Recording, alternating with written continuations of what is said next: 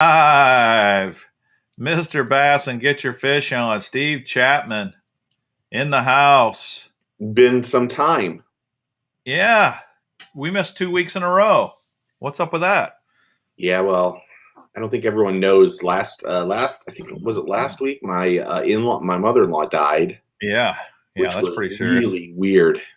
Really not that weird.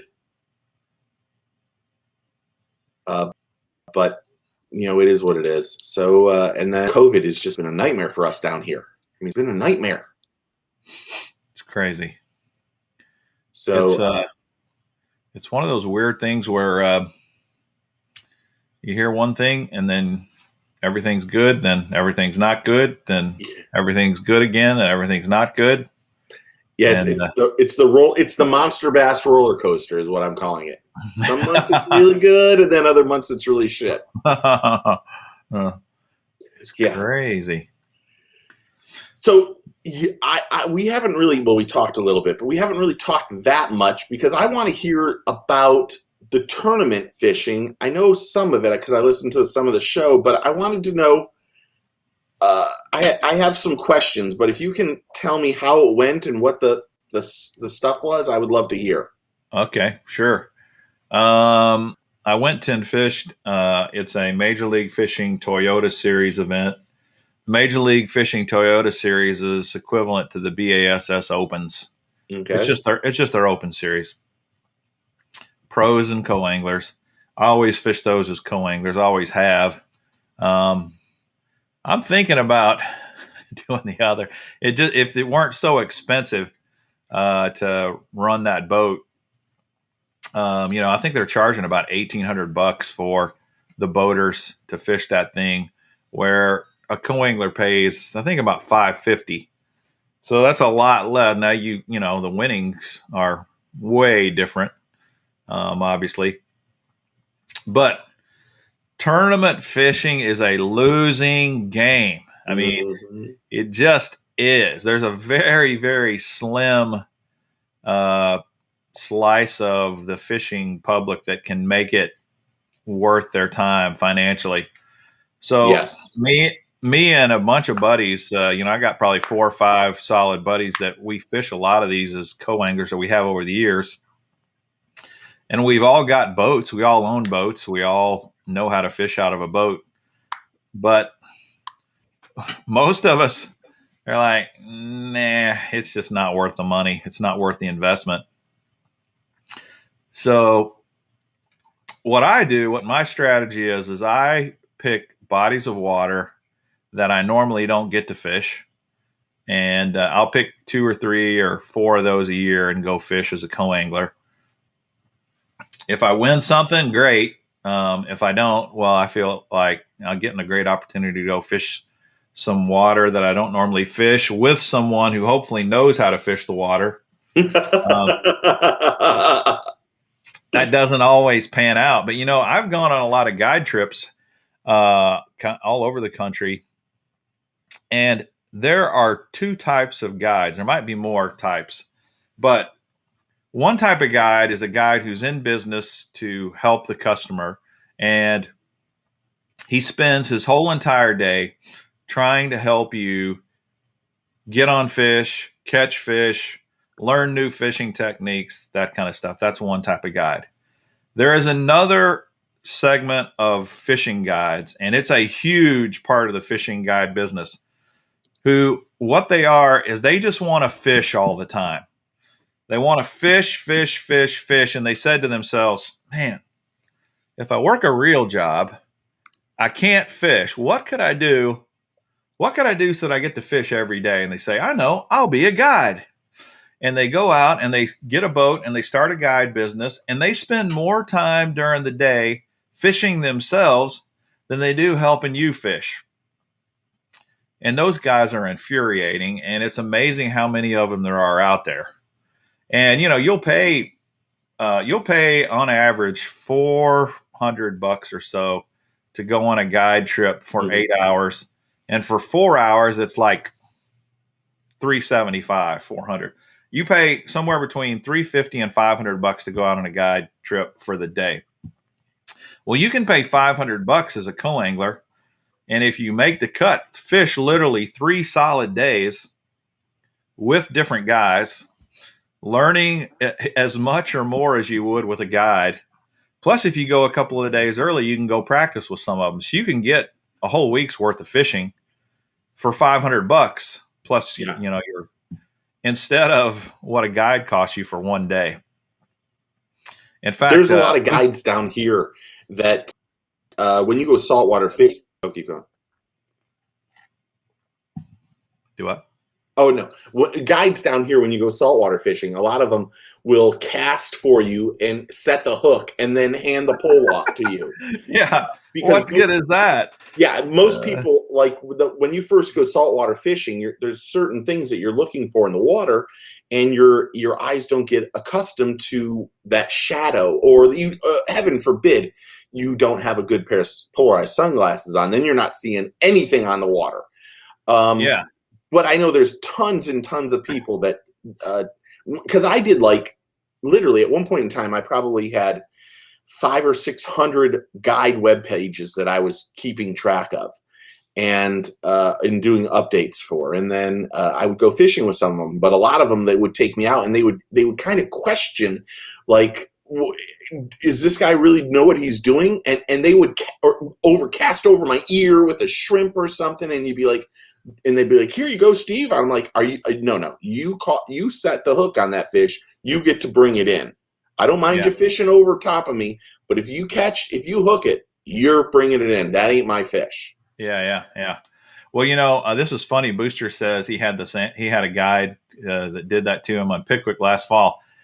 I went on a guide trip at Pickwick years ago and I signed up with one of the top, most well-known guides at Pickwick Lake. His name is Roger Stegall, and he's apparently an amazing stick on Pickwick. And I researched the guides, and I was like, "Oh yeah, I want to go fish with that dude. I want to learn what he knows."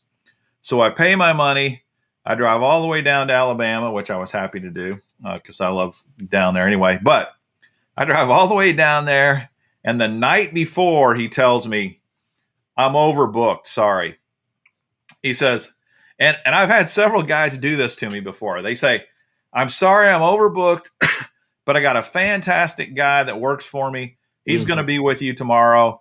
It's going to be a great experience." Well, that ticked me off first, but there wasn't anything I could do about it. I could have pitched a big fit, I guess, and demanded my money back. But I'd already driven from Missouri to Alabama. I'm already down there, you know. So I'm like, okay, I'll go out with this guy. So 5 a.m., I'm supposed to meet him on the water. But I don't know where on the water. And what Roger says is he'll give you a call. Don't worry.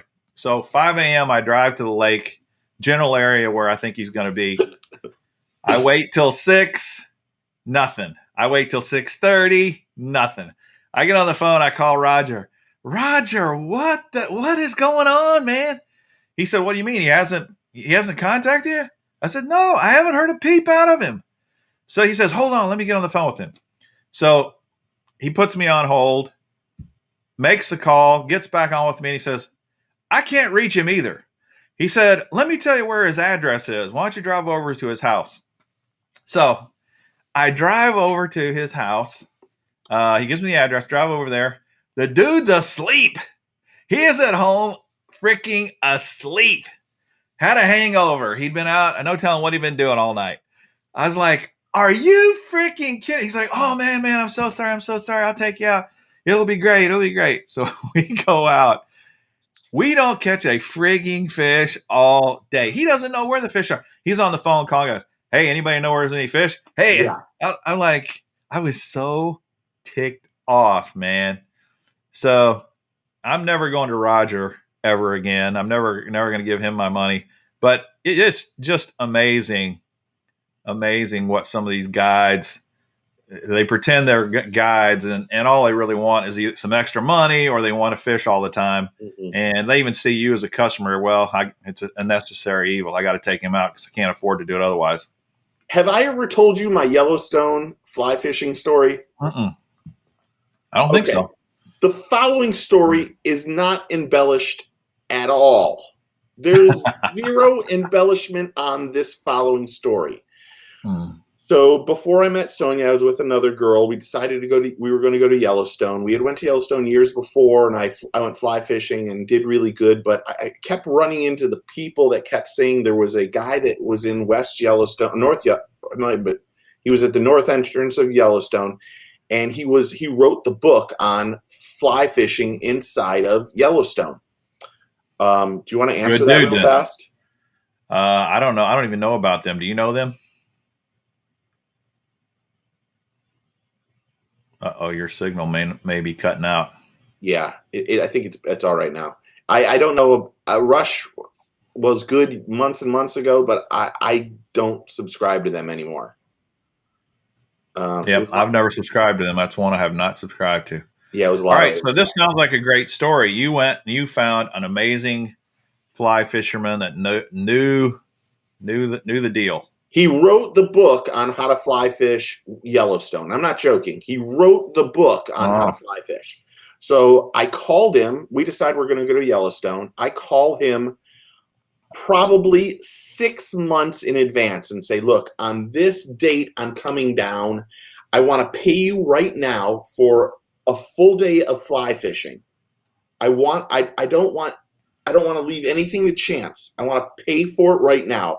So he's like, okay, sure. We make the whole date. So I'm not joking, 6 months in advance. So about a month before we leave, I see my phone come up and it's like, this guy's name. And I answer the phone. I'm like, hey, what's up? He's like, hey, look, I have to charge you another $1,000 to go fishing. What? Now, no lie. I'm fishing. I've already paid him $475 for the day. Maybe now this was 10 years ago. Yeah. I paid him $475 in advance 6 months ago, 6 months ahead of time. So he calls me and says, I got to charge you another $1,000. I'm like, what do you mean you have to charge me another $1,000? He said, well, it looks like the salmon fly hatch is going to happen on the day that you're here. And they only live for 3 days, and they're bugs about this big, and it's the most insane fishing during that time. I'm like, well, I just got really lucky. You have to honor this. Yeah, like, absolutely. No, I don't. I'll cancel because I have other people that'll pay me $1,200 to go fishing. I'm like, look, we've got to come up with something here. Really, what really was said before that was I said, your website? And he goes, yeah. I said, now this is when I was doing only websites for guides. I said, look, I'm going to send, and I'll be really honest, 700 porn site links to your website. You will never, ever get ranked on Google for the rest of your life. I will destroy your search engine ranking. Oh, man. And so, because I'm really irritated. Because, by the way, in the process of this, I had called like 10 other guides, and everybody's busy. Because I thought, well, I was only going fishing for 1 day. I've got 10 days in there. I should go another day with a guide. So we come up to the agreement that if it's that good, I'll only fish for half a day. I'll rent his gear, and I'll buy every fly that I lose, every salmon fly that I lose. They're like this big. So he says to me, you're going to have to buy about 60 or 70 flies, and they're $4 each. I'm like, sure, whatever I need to do.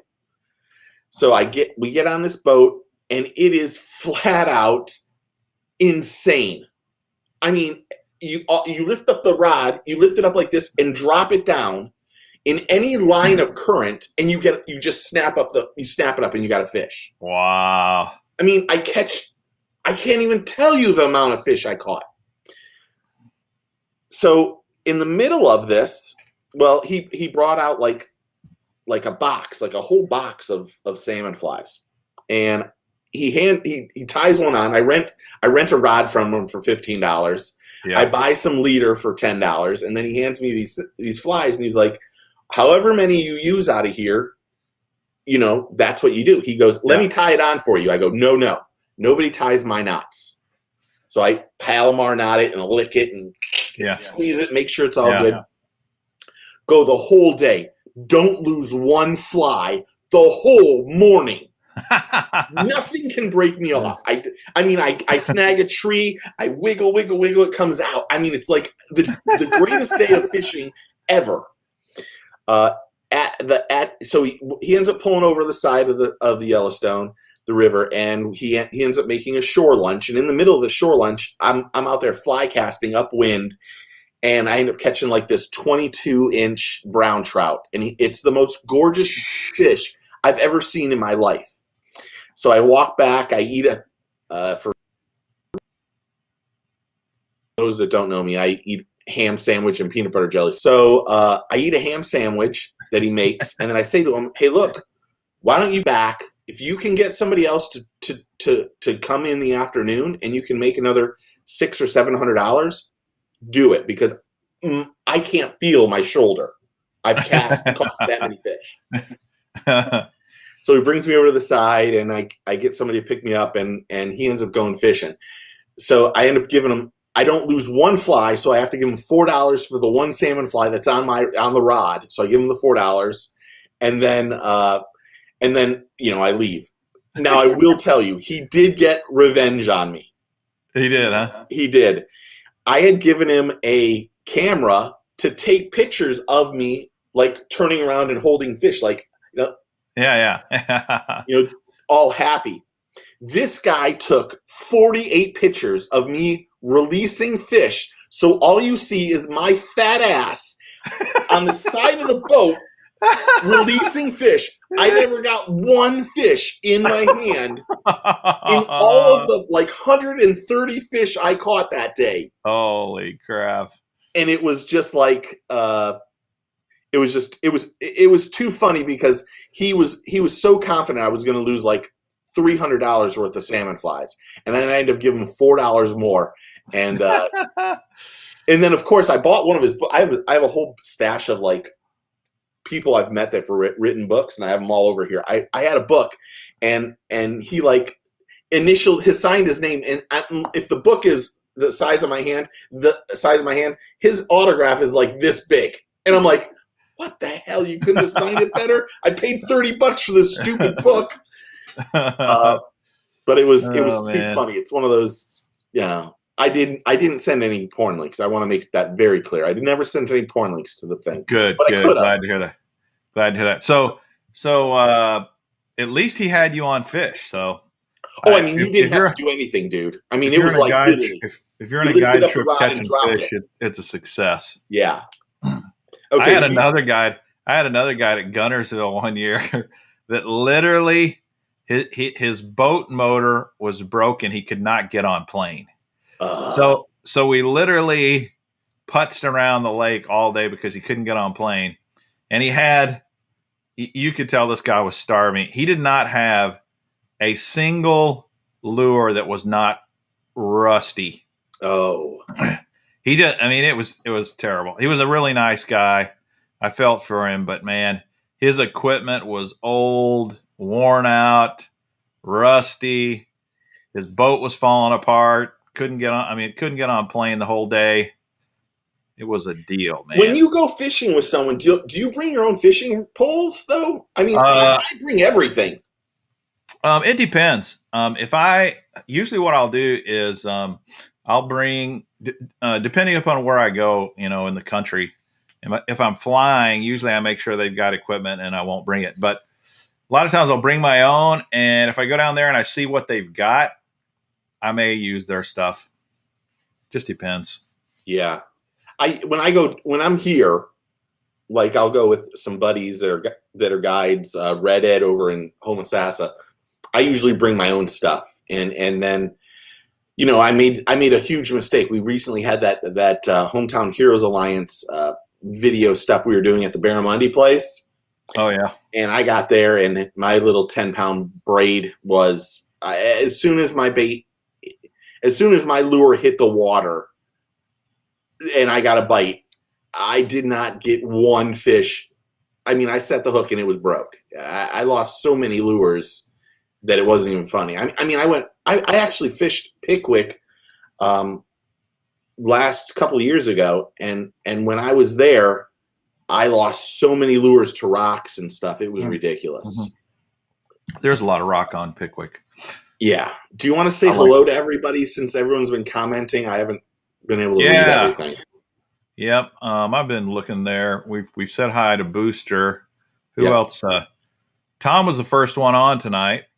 Frank's Fishing, the Little B, Kyle Mullet Fishing, Topwater Johnny. Topwater Johnny, we know you're listening. Matthew, who won our reel the other day. Terry Nance, Sam Afori, Jan from Puerto Rico. Jan. Texas Huntsman, he's a regular. Caro, I've seen her a few times now. Eagle Ron, John Wilson, he was one of my winners the other night. GH, don't know who GH is yet, but seems like a nice guy. Wisconsin Fishing last weekend with the Fat Ika. Dude, that's cool to hear because very few people even know what a Fat Ika is. Fisherman 83, Kick Your Bass, Ninth Child. What do you normally get your jewel fishing box? Ninth Child, mine is on the way. I got a shipment notification from them, so it should be here any day. Josh Lanham. Who else we got? Sean Z, Mendoza Fishing. Matt Morton. A lot of good old regulars. Gary. N5KDA, that's our retired police officer. C Big Hill, Chris Hill, man. He's the dude that donated the reel that we gave away to Matthew. Ronald Roquemore and Jeff Lauer, the musician. Nice. How's everybody doing? Well, welcome. Hopefully you can participate and ask some questions, and hopefully we'll answer it. I saw one question about Florida, and I don't even see it now. Steve, do you think, what do you think about Florida blaming climate change for those oysters being destroyed in Mosquito Bay? But I think it's got nothing to do with climate. It has to do with chemicals that they're dumping. Yeah, Matthew, that is definitely, I mean, it could be something, could be part of climate change.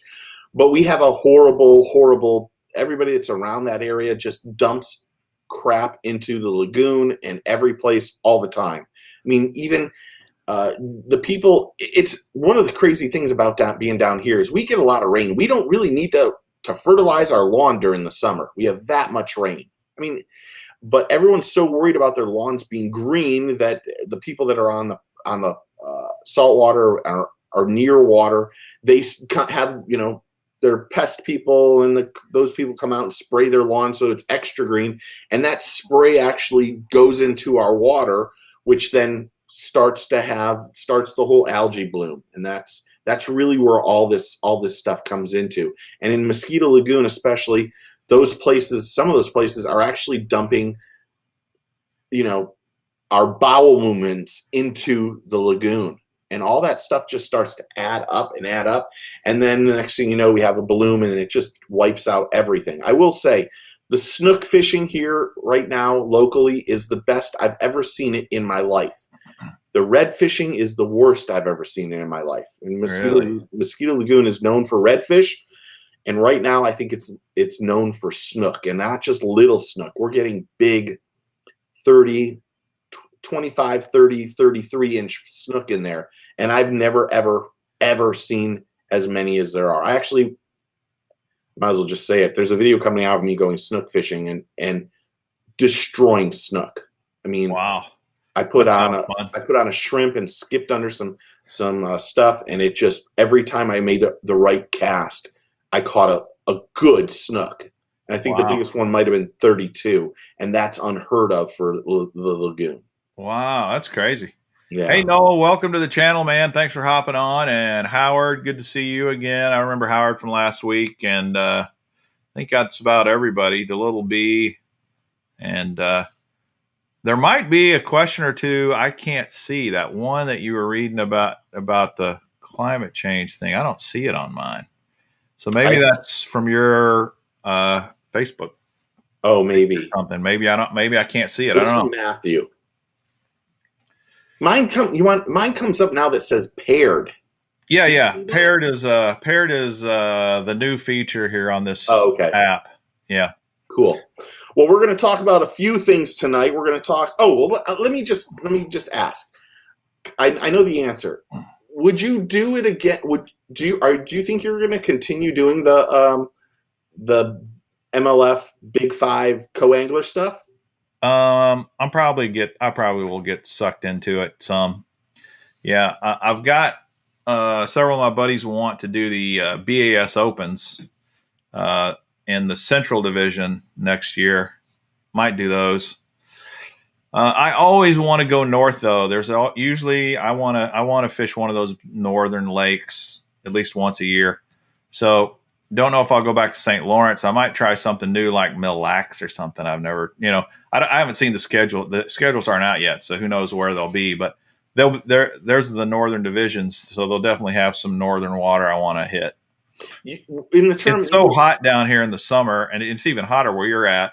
And there's nothing funner when it's 100 degrees and miserable here to go up north and it's 80 degrees, 70s at night, even 60s at night, and the fishing is amazing. Nice. Because right now it's the dog days of summer. It's ridiculous hot out right now.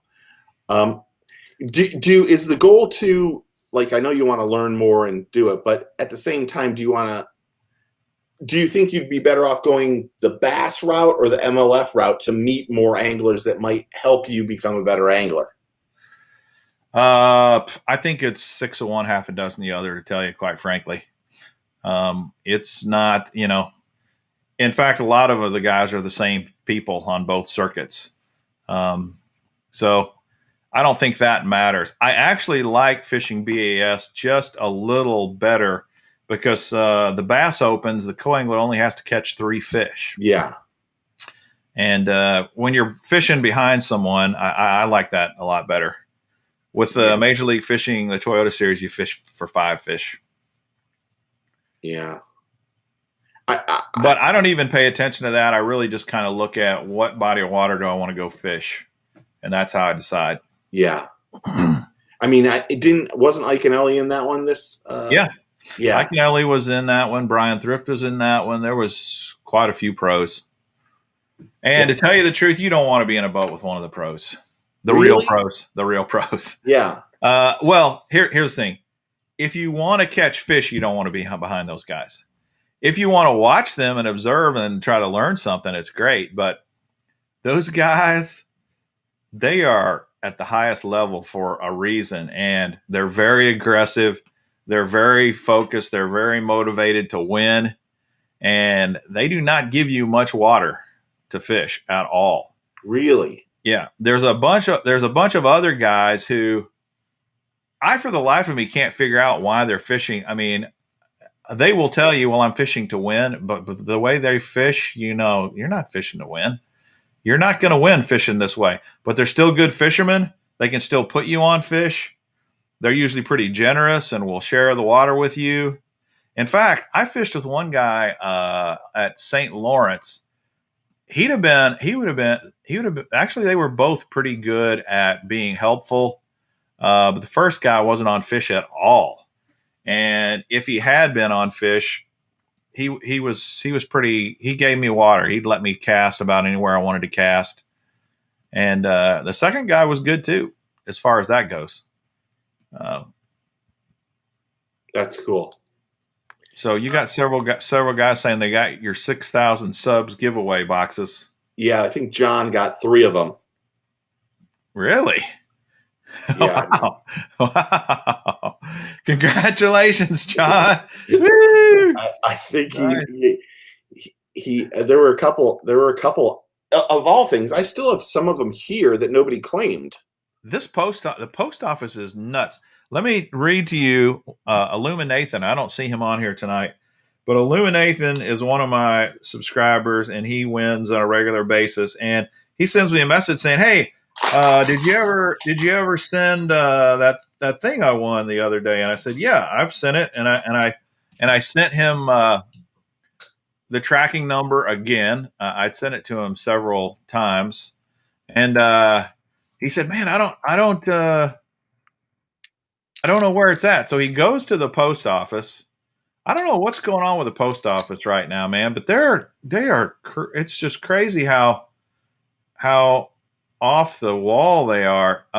So listen to this. He says, all right, this was yesterday. He sent me a message saying, hey, it's not coming. And then I sent him the deal, and he says, thanks. No wonder why I haven't been getting your emails. They're all going to spam. Okay. So he didn't think I was sending an email. So then he says, out of the 5, okay, so he's won 5 times on my show. Out of the 5 times I won on your show, I have received 2 of the 5 packages. I was like, what? He says, yeah, I just got back from my post office and told them that I wasn't receiving my packages. They said my mail delivery guy got fired a few weeks ago because he was stealing people's packages and mail. They had me write down what I was missing, and they would contact me after an investigation. All they really did was just apologize to me. What a joke. And then he sent me another message that says, hey, the postmaster just delivered your package personally. He said they're sorry and expect some compensation soon. Never had a problem with packages until last year. So, I mean, whenever I send out a prize to someone, I always send them a copy of the tracking so they can track it themselves. But he never told me all this time. Of course, I don't know what I could have done about it if his mailman is stealing all of his mail. It's just like, what the? So I sent 3 to John. He only received 1, but I know he'll receive a second one. And here's why. So I went up to the mail people, and said, look, first of all, you screwed me on this thing where you kicked back 30 packages because you said I didn't have enough postage. Oh yeah, I remember that. Why do I hand you this and say this is the address, and I'm not licking a stamp and putting on each one. You tell me you say it's $5, then or $4.95, then that's what I pay. Then you bring all of them back and tell me that they need to be 501 or 508 or whatever. Then to make matters worse, they don't let me buy like an extra stamp and do it. I had to repackage all of them and repay for them to send them out. That is insanity. So in the case of John, when I was at the post office, they had one of the packages there. And they had a box of my stuff and go, oh, all those need to be 3 cents more. I'm like, you were going to do that to me again? So I said, no, okay, man, here's what you got to do, blah, blah, blah. You know, here's another 33 cents for 5 packages. Just do it. And it was just stupid. It was stupid. That is stupid. I mean, I understand if you were doing the postage yourself at home, which is what I do. Yeah, I don't even do that. I go to the post office. But you take it and give it to them, man. That should be, once you hand it to them and pay, it should get there, and you should not pay another dime. That 6,000 subscriber thing cost me like $260 in postage fees for the 30 packages because I ended up doing them twice. Golly, that is insane. And John, if you receive a second one, you don't worry. You deserve it. Just keep it. Don't worry about it. Don't send it back. It's yours. I don't need any more. I want you to have them. In fact, that's why I did it. But I think I sent one of John. John got a bigger package. That's what she said. He got. I know the second one. The third one I know was a whole 2 months of, I think it was Bass Baits Monthly and Mystery Tackle Box. I think I'm looking over because there's 3 of them sitting over there that nobody ever claimed. So, yeah. Well, Kara said, why not ship UPS over USPS? The problem with US, well, the Postal Service is cheap compared to UPS. Yeah, it UPS is cheap. package is $12 Not only that, but I used to ship a lot of stuff from home, and the problem with the shipping from UPS or FedEx from home is kind of what happened to you at the post office. They'll give you a rate, you'll pay for that rate, you'll ship whatever you're shipping, and then you'll get a bill later, and they'll say, we've calculated the difference now that it's shipped, and you owe us an extra whatever. Yeah. At least the post office, in my experience, I print all my postage right here. I use the app called Pirate Ship. It's actually very good. And I've never been charged extra once I put that label on and ship it out. Yeah, it just was a learning curve. I guess that's the best way to put it. I mean, there aren't going to be, I'm never in any of the giveaways that I ever do for moving up in subscribers. Putting it together, I mean, I probably sent out 1,000 lures altogether. Yeah. So, I mean, it was. Did you ever send me a box? I thought you said you sent me a box. Did you ever send one? I have a box right here for you. All right. Okay. It didn't get lost in the mail then. No, there's a couple Sean things Z here for you. Oh, snap. I've been wanting that big blade. Oh, there's some power baits that they sent me too. Sweet. And there's some other stuff I wanted you to check out. Oh, yeah. Hats. That's up my alley, man. This is interesting what guys are saying about Tackle Warehouse. Yeah, baby. Trace. That's going to you too. Ah, sweet. Tackle Warehouse has gotten so big now that you would think their service would get better, but I agree. I think it's going downhill a little bit. I still probably buy 90% of all my fishing stuff from Tackle Warehouse, but I have does anybody noticed they don't have these shirts anymore? Normally if you spend it used to be $50 and then it went up to $100 and now it's, I don't know what it is, but you could get a free t-shirt if you spent over $100 on an order, and then you could get a hat for $5 or something like that. And those have all disappeared. All they have left is the sticker. Who needs another freaking Tackle Warehouse sticker? I don't want. And you don't get a Tackle Warehouse sticker unless you paid $50. You got to spend $50 before they'll even give you a sticker. Jeez Louise, man. I can only say, so this hat. So I have a bunch of these hats. Yeah, you could send me one of those if you want. I'll send one of these. I have a lot of these hats. They get dirty. Just give me a clean one. Yeah, I will. They get dirty fast. So and you see, they get dirty right here. So when that happens, I kind of just chuck it, and I have a lot of them. I took I don't even want to tell you how many I took.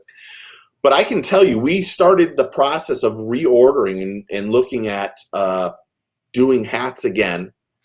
And I can tell you, if Tackle Warehouse is going overseas to get hats, they're probably 5 or 6 months to get them, and that doesn't include shipping. And shipping is now at least 8 weeks, because everybody is way behind overseas in China right now. Everybody is way behind. Really? I mean, I talked to the guys at Thunderhawk Lures, and let me just say, anyone who used that code "Get Your Fish on 30" and save 30% at Thunderhawk Lures, thank you for doing that, because they actually wanted to send me a check to say thank you for that, and I told them don't do that. Awesome. I appreciate it, but I didn't promote it because of that. I was doing it because I wanted everyone to save money. So, but thank you. But I mean, even Hawk, he's been he's got a bunch of new lures coming out. He's got a rat and a couple other things. I think the only one I can talk about is a rat. Sweet. And he was talking it being 8 or 9 weeks behind schedule right now. So how about this booster saying that Tackle Warehouse is opening a distribution store in Atlanta? They need something on the East. That's fantastic. They said that 2 years ago, though, and they haven't, and Oh, it hasn't started yet. well, hopefully they do.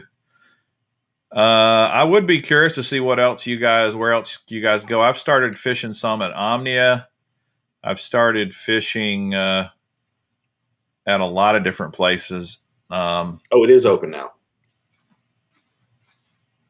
The Tackle Warehouse. Oh, okay. And really, they do need to do that because that'll save the time and their shipping costs from California down to Florida and stuff like that. And I was under the impression that, and this could be a complete, I don't know this for sure, but I was told that Tackle Warehouse was some 140,000 orders behind. Really? At ICAST. That's insane. So, well, I have noticed that this is what a Tackle Warehouse used to do back in the good old days. If you went and made an order, and let's say there was 3 things on back order, they still let you order it. And they would ship your order except for the 3 back order items. And then when the 3 back order items came, you'd get charged your card for the 3 items, and they'd go ahead and ship them to you. It's gotten so bad now that they won't sell you anything if it's on back order. They say, sorry, can't even buy it. And that's annoying because trying to find it somewhere else, and you can't remember, right? They say November 1st is when this thing's going to be done. It's just a pain. It's a total pain in the rear. I went to Tackle Warehouse for a couple things recently that I couldn't get from manufacturers, and I pre-ordered them ahead of time, and then they came out, and the next thing I know, the manufacturer ended up sending. I'll just be honest. Chase Baits ended up sending me all the new stuff, and then my order from good stuff. Yeah, my order from Tackle Warehouse, got there. And they were sending out everybody else's, but mine was 3 or 4 weeks behind, even though it was paid for. So I called them up and said, "Hey, look, you got to cancel this order. I've already got all this crap. You're 3 weeks late. I should have got this before. I should have got this 3 weeks ago. I should have been the first person to get them when you got them in, and I wasn't. And then, of course, like I said, I didn't even know they came in. I called the guys at Chase Bait and said, is there any way I can get this?" And they're like, "Yeah, sure. Blah blah blah." And cool. They sent it to me. I still think Tackle Warehouse is probably the best place out there. I agree. They just have an incredible selection. Even now, they still do. And I don't know how many orders a day they get, but they got to just process a ton of orders. Mm-hmm. And their pricing is usually better than Bass Pro and places like that. I mean, Bass Pro has a decent selection, but if you watch the prices, Bass Pro is rarely the cheapest on anything. Yeah, I think Bass Pro. I like going to Bass Pro. Yeah, I don't like ordering stuff from Bass Pro. I'd rather just their website's not very good. Yeah, the Tackle Warehouse website is just so easy and simple that it's just like let me just do this one really fast. So it is what it is. Topwater Johnny says, "I really like the hookuptackle.com. I've never been there." Oh yeah, I've been there a lot. They do a lot of JDM stuff, a lot of mega bass, a lot of high end stuff, ton of depths. I like the Hookup Tackle quite a bit, but they have a ton of stuff not in stock as well, especially when you go to their rods and reels and that kind of stuff. Johnny's the king of JDM. I mean, a majority of his videos, he just is good at it. I watch every time his stuff comes out, I watch it, but a lot of it is JDM or Mega Bass. He doesn't skimp on lures. And really, the one thing about Johnny that I like, and I would say this to him, Johnny really goes out there and fishes them. It doesn't matter. He is stuck in his ways on top water fishing. His name's Topwater Johnny. He is all top water. It doesn't matter if they're not biting top water. He is going to throw it at all times. And he'll get some of these crazy cicadas and stuff like that. And I'll see him. Oh, yeah. The action on them is ridiculous. And I'm like, holy cow. And I'm always like, every time we haven't fished in ages, but when we did fish, I used to be like, yeah, you should use this worm. I'm telling you. And he's like, I'm sticking. Get to the top water. Leave me alone. So yeah, Matthew's a big JDM guy too. yeah. I was wondering about I haven't noticed that Academy's prices have gone up that much, Booster, but I haven't been in Academy in a while. I used to go there all the time because their prices used to be the best of about any place. And Walmart can hold their own when it comes to fishing tackle. They really can.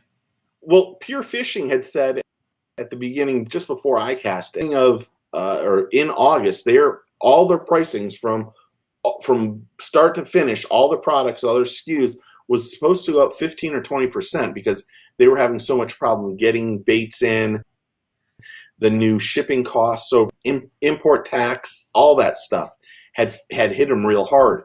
So they were marking up everything 15 to 20%.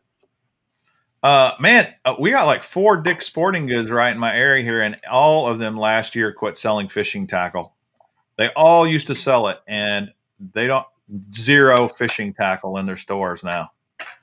They have a lot of here. They have a lot of Guggen stuff at Dick's.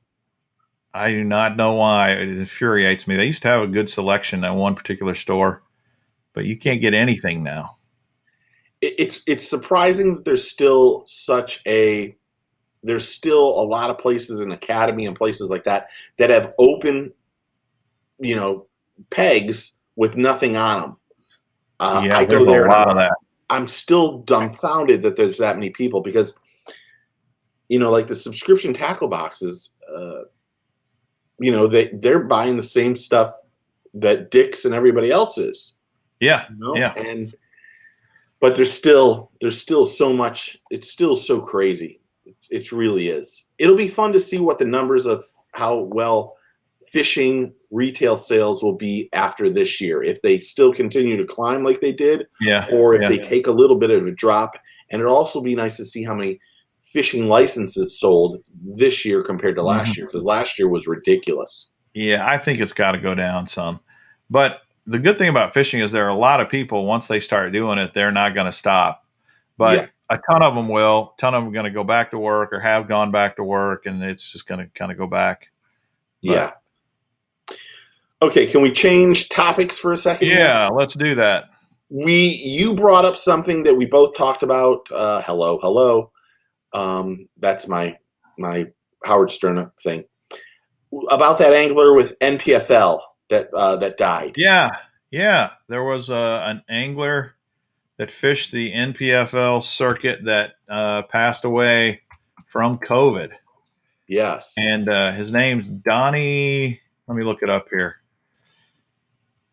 Donnie O'Neill. Yes. Really sad to hear that. And that's what's weird about COVID right now is it's starting to take younger people. Used to, when it first started, they were telling us, if you're really old, you got to worry about it. If you're in your 30s, 40s, even 50s, not that big a deal. Well, it seems like it's changing.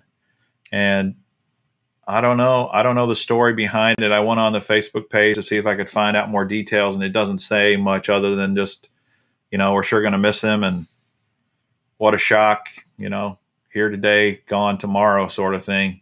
Yeah. And that's what happened with my buddy, my friend who, my age, healthy, great guy.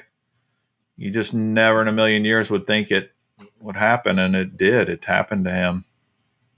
I had a buddy die last week too, Matt West, who of all things, I did radio with. He had a sports show, and at one time he needed someone to be really. He would ask me to be on just so I could be insanely aggressive and ugly to people. And really, and he used to think it was the funniest thing because somebody would call in and I'd be like, what are you, stupid? I mean, that's the most ridiculous thought I've ever heard. And I don't know why you even have, and I would be just ugly to people, but people loved it and would be like, it was almost like me trying to roast everybody who called in. And, wow. And Matt was, this is going to be even crazier. Matt was the most religious person I've ever met in my life. He was in charge of my son's Christian quiz team, and here he used to have me on there, but it's really sad to have these people pass away, and it's crazy because when you said about his name was David, right? Donnie, excuse me. Donnie O'Neill. I'll read you a text I sent just yesterday. So I saw it on Facebook. Everyone, I don't know if everyone can see my phone. No, you can't. Maybe you can. There it is. Hopefully there's no phone number. So yesterday, Aaron Martins put out a thing about he's not going to be at the next MLF tournament. That he's had some regress, has went back, and they found more stuff, and it literally tore me up. The video. I should say there's a little bit more of a backstory. So I texted Aaron a week ago, and I was like, hey, I usually, I'll tell you what I send him. I usually send him stuff like this. I usually say, hey, brother, I wanted to tell you how much you mean to me and how I am and my family are always praying for you. I know it's a tough time, but I'm sending love and prayers and everything that goes in life to you. God is great, and I know you'll make it through this. If I can do anything, please let me know, and I'll drive up. Love you, bro. So I usually send him a text, something in that general thing, about every, 3 or 4 or 5 days. Well, of all things, I go in, I text him, and then I go into Thomas's swimming, and I butt dial Aaron. And he gets like 15-minute voicemail from me talking about swimming or talking to those swimming. And I was like, oh my gosh, I can't believe I did this. So then when I realized it the next day, because I'm like looking at my phone and I'm like, why does it say I called Aaron for 16 minutes and 21 seconds? So I call him and I'm like, did I butt dial you? And he goes, man, I am, the first thing he says was, hey, Steve, I love you. I love hearing your voice. It was the best thing that happened to me yesterday, because I just so funny that you're talking about Thomas and all these other kids swimming. And I'm like, what does this thing say? And he's like, don't worry what it says. I just like it. I just appreciate that you called me, and that it just made my day.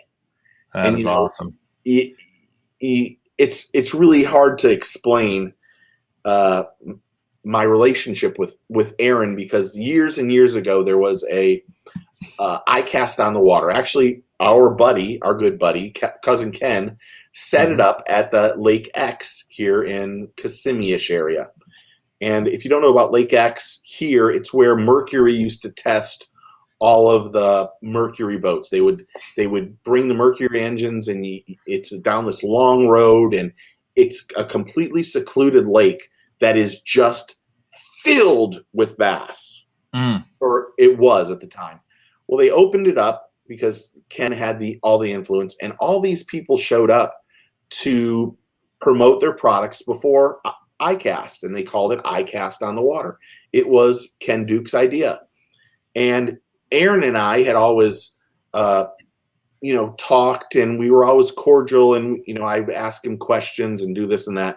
But that at that one, he and I spent 2.5, 3 hours completely talking about how he looks at every body of water and how to look at it differently, what I should be doing to catch more fish, all this stuff.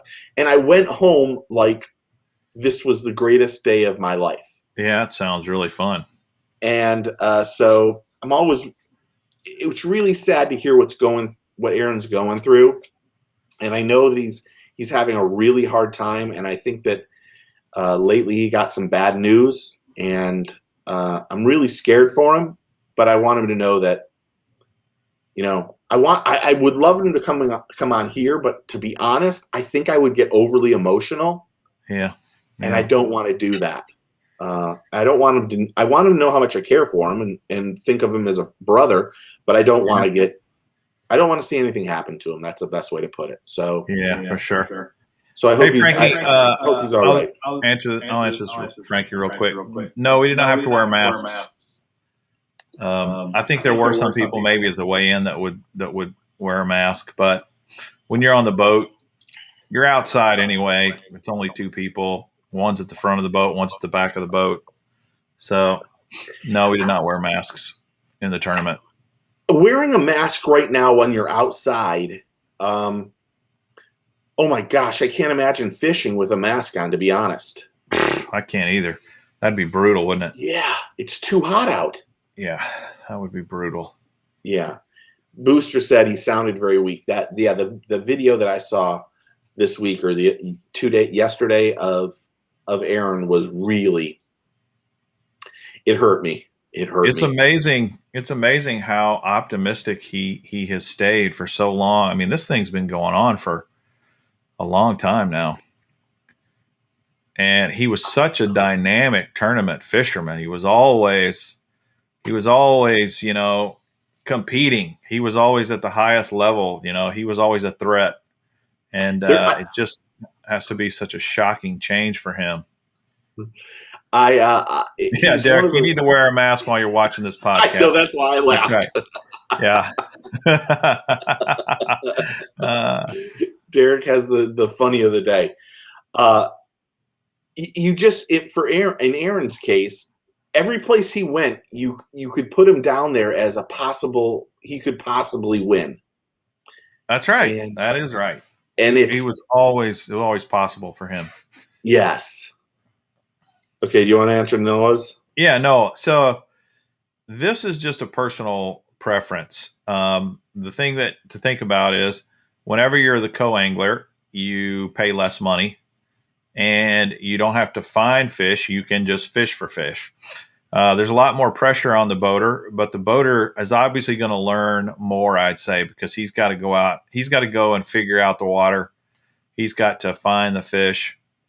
So if you're just starting, and it depends on, how comfortable you feel with certain techniques. But if you're just starting fishing, hopping on a BFL as a co-angler is a great way to learn.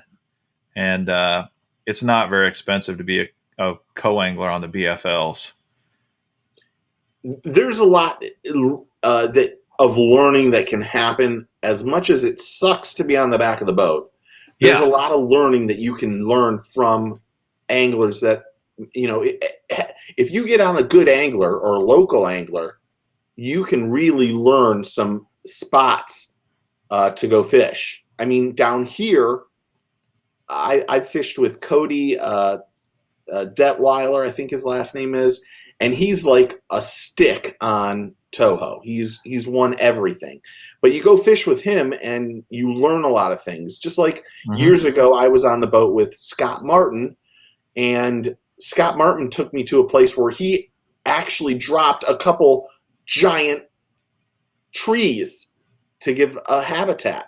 Now, I don't think he realized that I was a local angler, but once he took me to this place, every time I go out there, I'm like, if we line up right here, right. this is where we're gonna get them. And so there's a lot of learning that you can do for a local pond, or even if you like with you going to someplace different and learning that place with somebody who's out there. Most of the time, you do get some knowledge from the angler that you're fishing with. Yeah, and the closest lake to my house that the pros fish is Table Rock Lake. And so I've intentionally signed up as a marshal on Table Rock Lake before just to see how the pros fish my lake so that I could – and I've learned quite a bit. I was able to fish with Polinick one day, Kurt Dove the other day, and Matt Heron the other day. And got to see them fish my waters all a completely different way. And then I fished with Stephen Browning on Table Rock as part of the BASS Opens Championship. And I learned a lot from him too. So there's definitely, if you're trying to learn things, there's probably nothing better. Oh, I fished behind Luke Clausen and Jeff Crete as well on Table Rock. Being a marshal, there's a lot of positives for being a marshal. If you could be a marshal at like just for instance, one of the classic where you have the top 42 anglers, then all the open winners and so forth. You can get in there. You're going to get a really years ago, you would get a really well-known angler as your the person you're marshaling. Yeah, And yeah. For media, it's even better because the media gets to pick the top 5 people that they want to go with every day. Mm. And as long as they don't have a camera boat, you will get the person. That's great. Unless you have Ken Duke that completely trashes you and then jinxes you and make sure you don't get anything. Yeah, I haven't talked to Cousin Kenny in 3 weeks. Yeah, we got to have him on again. He's fun to have on the show. Yeah. But it's a great way to learn, whether you're a marshal or you're on a co-angler or whatever. It's definitely a good way to learn. And another way to learn is join a bass club. Yeah. Join a local bass club. You guys will meet and talk about fishing and socialize, and you'll meet guys that you can go fish with for fun. And then you fish tournaments together. And it's another great way to learn. Yeah. Yeah. Okay. So we talked about NPFL. While we're talking about Major League bass fishing, we talked about the Elite Series schedule a few weeks ago, but then Major League Fishing announced their new schedule this year, or just recently. Yeah, let's look at that. Have you seen the Major League Fishing 2022 schedule? No, I've not seen it. I'm pulling up the website right now. On a crazy thing, and no disrespect to Bass, Bass doesn't change anything. We can go on, just go on the record. They are going to the same places time after time after time. They're going to start off there in Palatka. We know for a fact Palatka needs them, and that's the only thing that they do in Palatka. Well, there's another thing, but I'm not allowed to say that word. But they go to the same places time after time after time. The Bass Pro Tour schedule for next year is absolutely like no-name places. I'm looking at it. This first one I've never heard of in West Monroe, Louisiana. Well, Lake Fork we've all heard of. Yeah, we've heard of Lake Fork. Lewis Smith Lake, I think I've heard of. Yes. Grand Lake, we've definitely heard of.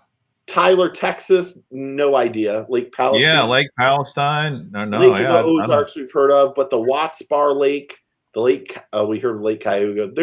They've went to places that the tournaments don't normally go to. We've heard of these places because they're probably in the top 50 places to bass fish in the country. Yeah. But in terms of tournaments going to them, what Major League Fishing has really went out on a crazy thing to create the schedule that they have. And 1, 2, 3, 4. That's really some fun stuff to see some new. You know that Watts Bar Lake, I'm pretty sure a Bassmasters Classic was fished there years and years ago. Yeah, probably. Cayuga Lake, I'm aware of. And Mill Lacs is a smallmouth factory, man. That this is not. I was going to say that's a Seth Fighter Lake there, but he's not on the Bass Pro Tour. Like when you look at the Bass is going to Palatka, Harris Chain, then they're going to Lake Hartwell for the Classic, Santee Cooper, Chickamauga, Lake Fork, Pickwick, St. Lawrence. The one that nobody's heard of is Lake O'Hay or whatever, and then the Mississippi River. I will say, I think what Bass is doing this year is they're trying to find the places where they can put up that thing, one stage or big stage, big bass, big limits, or whatever their thing is. Right. Because there were a couple places last year where it was dink fest. It wasn't. Yeah. And I think they've looked at it and went, this is what we got to do, and yeah, this is almost a repeat here. I mean, St. John's, Harris Chain, Chickamauga, Fork, Pickwick, St. Lawrence River. And the classic is Lake Hartwell, which, the classic ends up being just about money, really, for bass. Where can they go, get the most amount of money, make it, and really, when we, even with Duke, he said it. They look for three things. They got to have the right body of water that can handle the fishing. They got to have a place where these guys can go and do the weigh-in and do that. And then the third thing comes down to how much money is bass going to make. I mean, because most of the time, I know in recent years it's been $200,000 or $500,000 that the Greenville, South Carolina, will have to pay bass just for those guys to show up. Where for Major League Fishing, doing all these new places, and Major League Fishing really doesn't have the crowds that bass gets, and really that's why we all love bass so much. But for sure, to be honest, I thought last year Major League Fishing better than the elites, and the reason why is there's just so many newer places that we haven't seen tournaments on, and I think it might be one of those things that I think people, as much as people love going to Palatka, I mean, so the theory on Palatka is, a couple of years ago I went to Palatka, 3 or 4 years ago I went to Palatka, and I met this girl and met this woman who was, introducing herself to everything. And I said to her, "What do you do in Palatka?" And she said, "We F-bomb and we fish." That's it. And that's what she said to me. And I'm like, oh my gosh.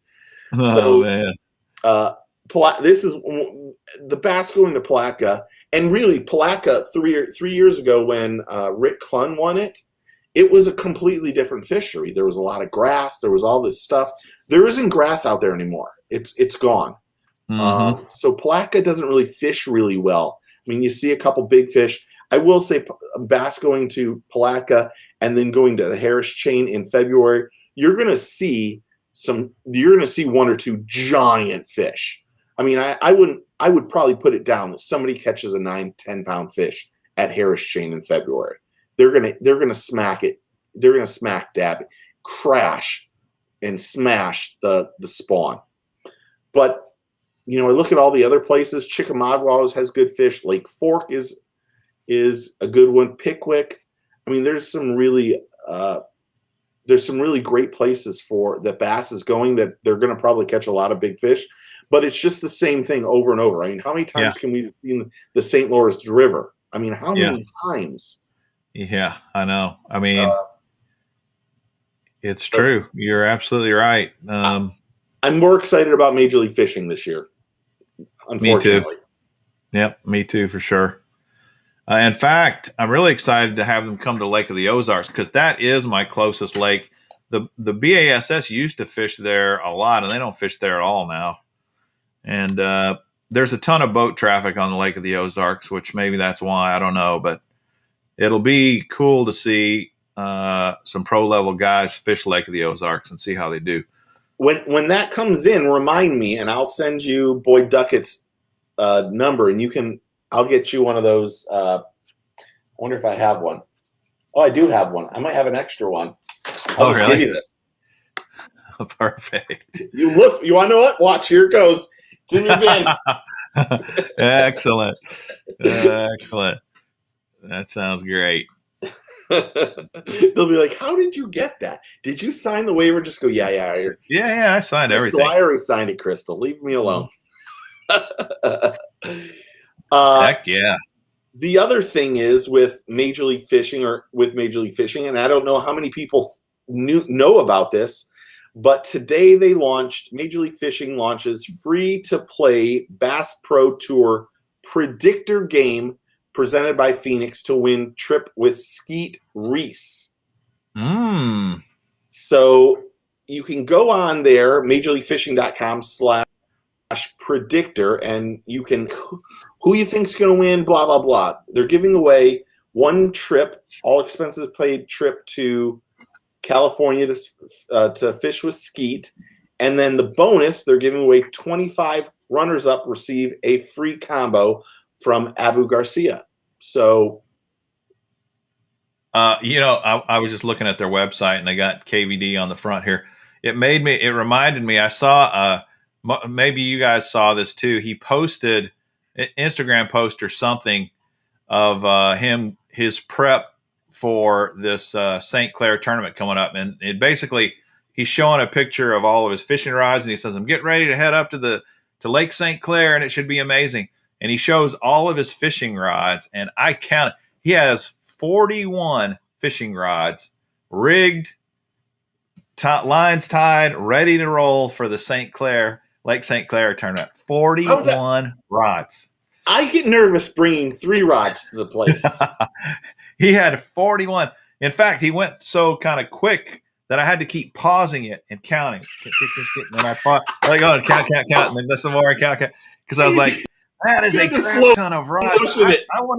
I want to know how many rods he actually has ready for this Lake St. Clair. 41 rods. Pretty amazing. All look brand new. I wonder if he gets brand new rods. I would bet that there's a couple people on the tournament that have over 60 rods in their storage bins. Oh, I bet there is too.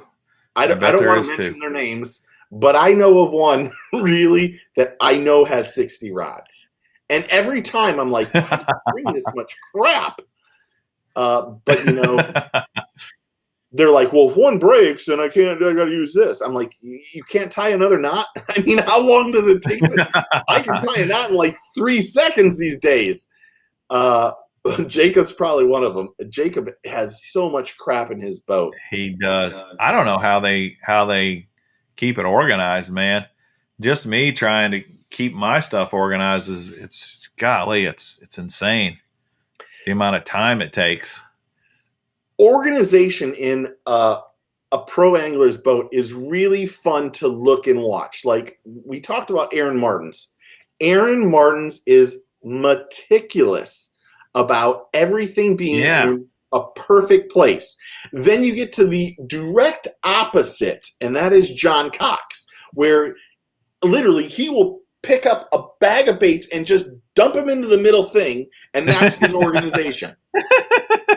And you're like, you get on his boat and you're like, I need a flat shad or whatever, flatworm, whatever the flatworm.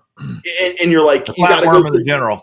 You got to go through 27 piles of stuff to find the one that you want. And some guys, that's just the way they do. I was at the Classic when John made his first Classic, and he and I had just went and fished his backyard like the week before. And I was like, oh, I got to go find John and say hello. And he was I remember it was John, Brandon Palaniuk, and KVD in that 3. Mm-hmm. And I got there, and John was relining his rods, and nobody knew who John Cox was, of all things. So we were in the behind the boat, and I was helping him put on new line. And I remember looking in the back of his boat, and there were tree branches in the back of the boat. So I started pulling them out for him. I'm like, that's going to cause you problems. And after I was done, Palaniuk said to me, that's the cleanest I've ever seen his boat in all the time I've known him. And I'm like, oh amazing. My gosh. Wow, that's crazy. Slee, the rookie, man, that fish you're holding in your picture does not look like a rookie bass. That is a big bass. Dude, that's a huge bass. But he's asking about bank fishing, and it's a good question.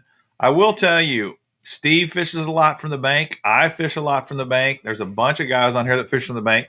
There's a bunch of channels you can go to learn about bank fishing, to get support about bank fishing. We did a beginner's show a while back, and we'll do more of that in the future.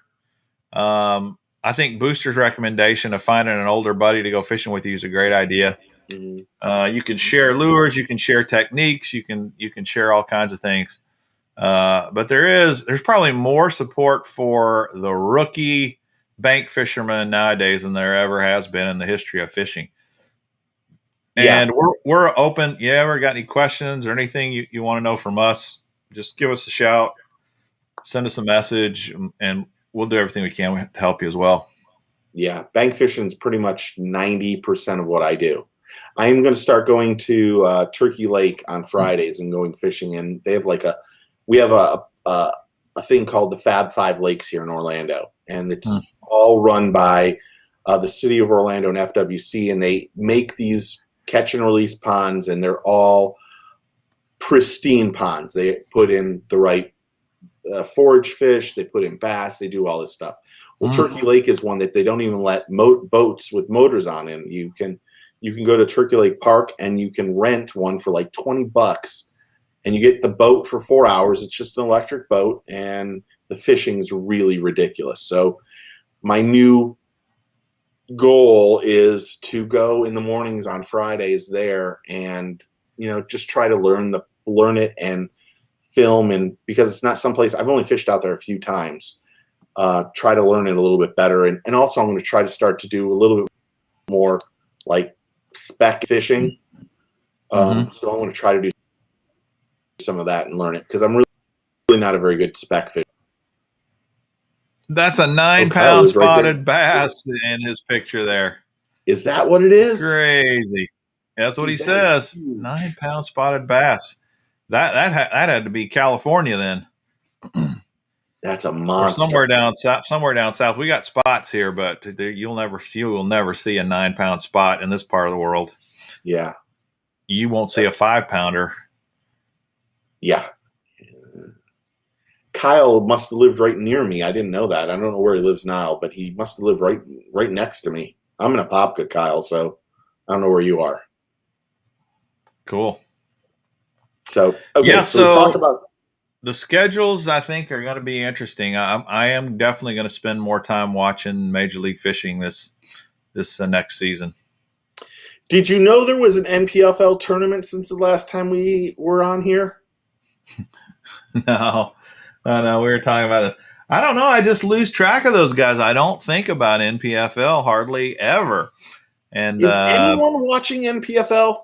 I don't know. Let's look in the comments. Who's watching NPFL? Who? Anybody? Is anybody out there watching it? And if so, what do you like about it? I'm really confused about NPFL at this point in time after almost a full season of it. As somebody, as Gramp said, I watched the first couple. I went and covered one of them. I mean, Keith Carson was leading this one, and he's a friend. I had zero clue that it was on. I mean, look at Frankie. What's that? Zero. Frankie says, "What's that?" Well, that answers the question. Well, the thing about it, this is probably my fault because I haven't spent the energy. I do not know I went and looked at the AOY race today on NPFL's website. I don't know hardly any of those guys, and it's hard to be interested in something I don't know the guys. I don't know the fishermen, and I don't know, man. I hope they get some traction. I was kind of glad to see them start up, but I don't know. I don't know anybody that's talking about them. All my fishing buddies, and we don't ever mention NPFL. I don't know. Yeah, I try to keep up with as much as bass stuff as I can, but one of the things like reading this today, I mean, as crazy as it sounds, I probably get 1 or 2 emails from Major League Fishing or Bass every other day. Major League Fishing even more so. I mean, Major League Fishing really bombards the email. It's almost ridiculous. I've almost thought about unsubscribing. If I didn't know Joe that well, I would have unsubscribed by now. But you just don't get anything from. I don't get anything from NPFL, and when I do, it's just not. I don't know where this group is going, because I know when I was there, I thought they were doing a great job. But if we don't know when the tournaments are happening, and they haven't released next year's schedule when everybody else has released their own schedules now, they're behind that again this year. It kind of throws. I was just curious. I was just curious about their schedule. I'm going to pull this up real quick and see where they fished this year. Lake Eufaula. Yep. I don't know Wright Patman Lake. Never heard of that. That's in Texas. In Texas, though.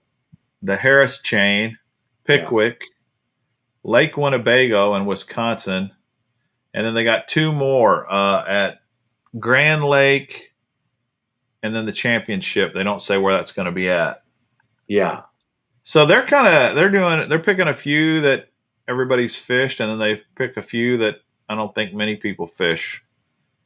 So that's kind of a nice schedule they had this year. But see, I didn't watch any of it. They seem to have had a lot of tournaments on the same days as like Major League Fishing and the Bass Elites. And really, if you're gonna compete against them, my suggestion would be to never have them on the same times, because yeah, are we ever right? Wouldn't we all prefer to watch Kevin Van Dam or For Brandon sure. Palaniuk over guys we have no clue who they are?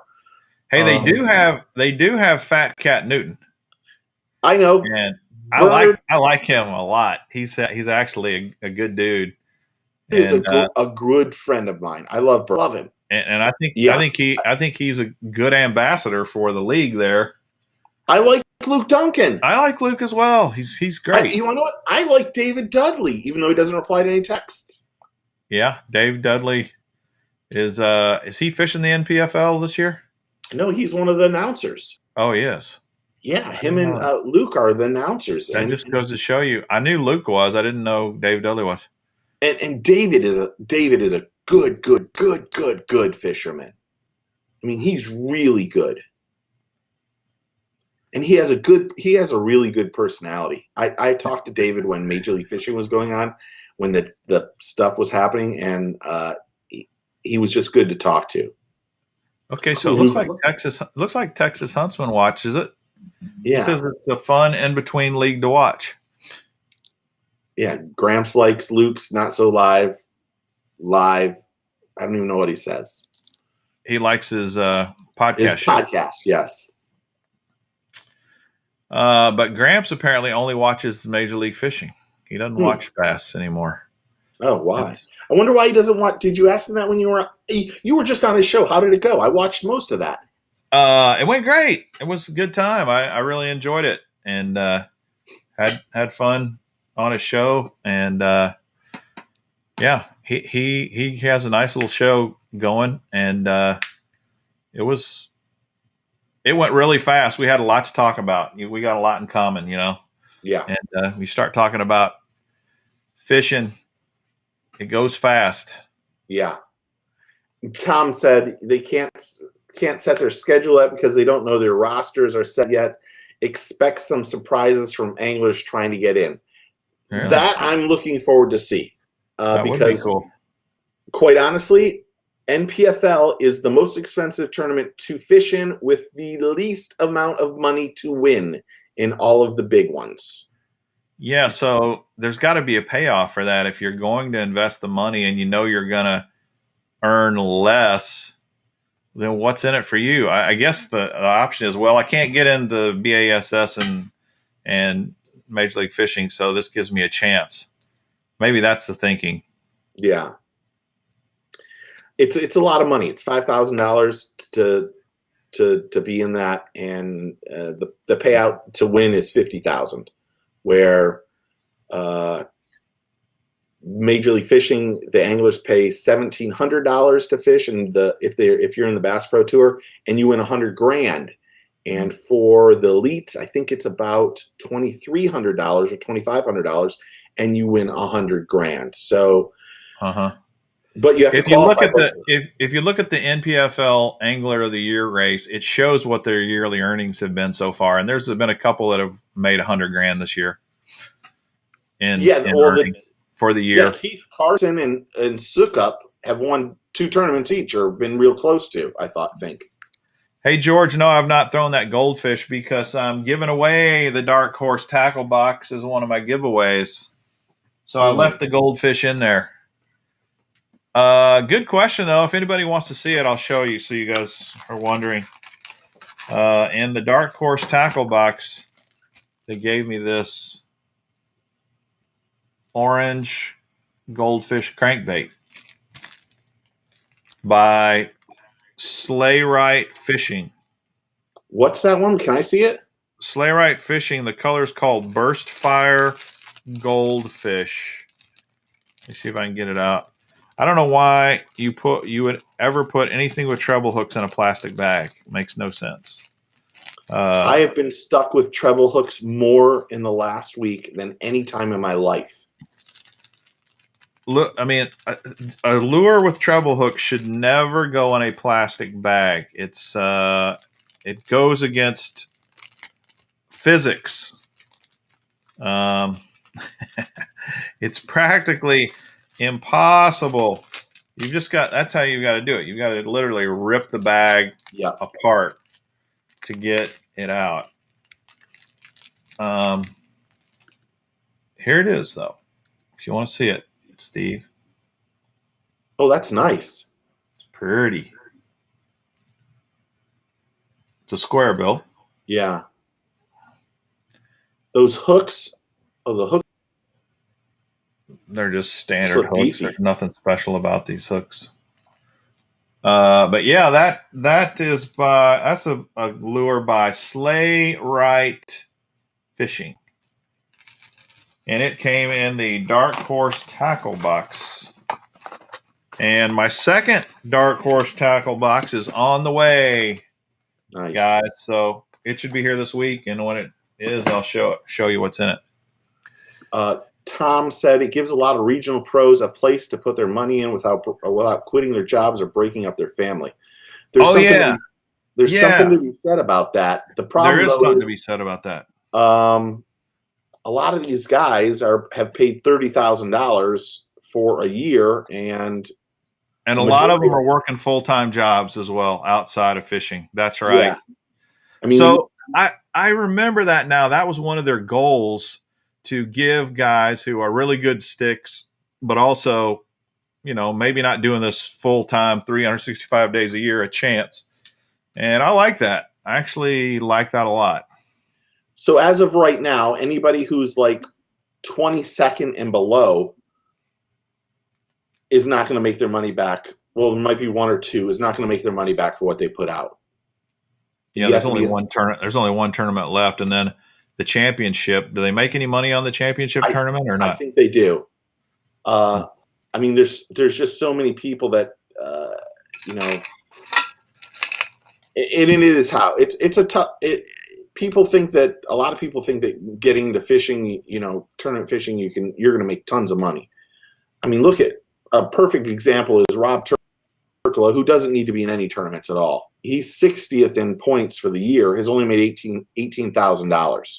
He's put out $30,000 for just tournaments. That doesn't cover gas or baits or line or any of that stuff. Yeah. So, I mean, you're looking at probably an investment of like $42,000. So to be profitable and not hurt your family, you should, hopefully you make some of that back. The good thing, the thing about what Bass is doing is every person's getting at least a portion of their money back, so it isn't so expensive. So that's why it's kind of crazy to think to spend $5,000 on a tournament, or let's just say $6,500, $7,000 a tournament, and you're only not like $50,000 in a lot of money. I want to make that very clear. But to make a profit of $43,000 back, when the elites and the Major League Fishing are putting out $3,500 to win $100,000, there's a big discrepancy there. And who's Booster talking about that dumped his fish the second day on Mille Lacs and drove home? What's that about? Know. What is that about? Oh, maybe that was Rob Turkla. Maybe. I don't know. Oh, interesting. I mean, Rob doesn't need any of that stuff. Yeah, he said it was Turkla. And Tom asked of all. Well, tell everybody who Rob Turkla is, because I think some people don't know. Oh, if you don't know who Rob Turkla, he's the main person on, or one of the main people on Guggen Squad, and they just they sell out everything. I mean, you either like their stuff or you don't like their stuff. Rob does. I don't even know his channel's name. I don't even know the channel name. Sorry, I don't either. He does videos and does real well, and and it probably was a tax write-up for Rob, but he joined. He didn't need to be in these tournaments. But he is very competitive and wanted to go at it. So out of all the wannabe tournament fishermen, including club tournaments, how many even come close to breaking even? Not many. Not many at all. A lot of guys go in the pool.